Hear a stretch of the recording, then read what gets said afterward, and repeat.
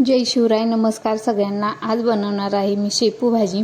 त्यासाठी मी ते भाजी बारीक कट करून घेते. चांगली बारीक कट करून घ्यायची आपल्याला. त्यानंतर ही भाजी आपल्याला 2-3 पाण्याने चांगली स्वच्छ धुवून घ्यायची आहे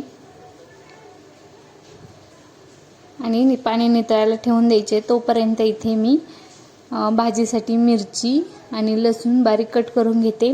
एक इथे मी तवा तापत ठेवलाय. त्यात आपल्याला 2 चमचे तेल घालायचे आणि त्यात तेल गरम झाल्यानंतर त्यात आपल्याला लसूण घालायचं आहे. लसूण चांगला लाल परतल्यानंतर त्यात मिरची घालायची आपल्याला. मिरची चांगली लाल परतल्यानंतर